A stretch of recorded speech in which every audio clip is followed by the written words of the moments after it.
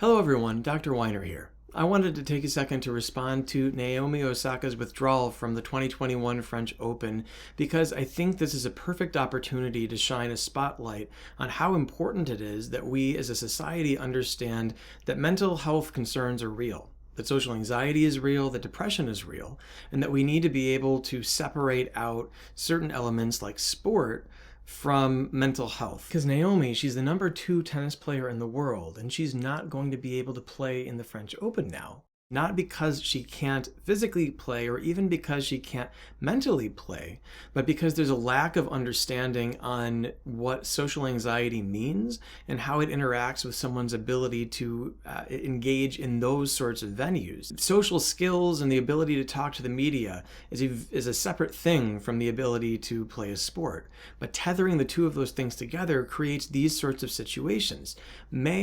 Although we are here at the end of it, is actually Mental Health Awareness Month, at least here in the United States.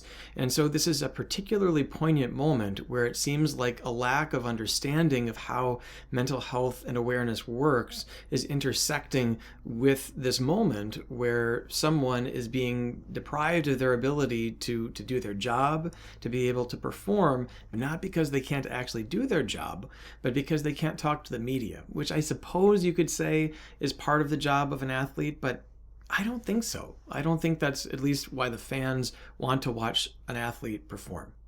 Now, the upshot about this is that social anxiety is one of the most treatable mental health conditions. So my hope is that Naomi has a good therapist. She has someone she's working with to be able to address this. For others who might be suffering from social anxiety, the key here is that when you're anxious, you are seeing a threat.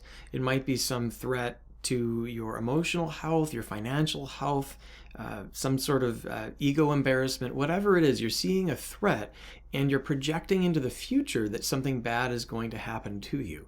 And then it's almost like it snowballs, where you think it's going to happen and then you get more tense, and that makes it more likely to happen, and then you get more tense.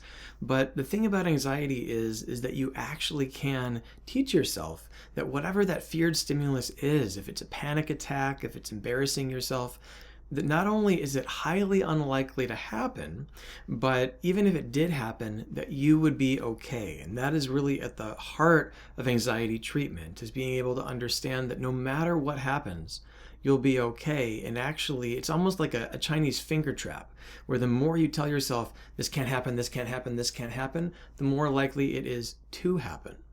So it's something that you can absolutely treat as long as you take away what are called safety objects and safety behaviors, like the headphones she mentions wearing that helps her block out some of the things that are making her feel more anxious.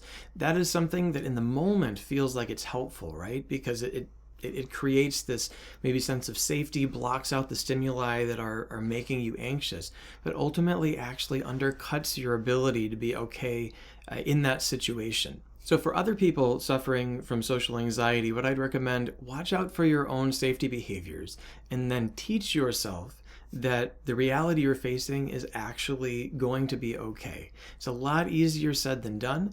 That's what a good therapist is for. I highly recommend working with one if you're suffering from social anxiety or depression. But that's at least the heart of the basic premise. So to conclude, I think that what Naomi is doing is courageous. She's doing what she needs to do to take care of herself, and that is the most important thing. Hopefully she can take the time away, she can heal, she can work on the social anxiety and depression and come back stronger than ever. That said, the Women's Tennis Association needs to take a long, hard look at how they're handling mental health concerns, because this is not going to be the last time they have to contend with this issue, and it is so important that we treat people who are struggling with mental health concerns with the respect and the care they deserve, and not discriminate against them from being able to do their job or to play to their highest level just because they can't engage in a news conference.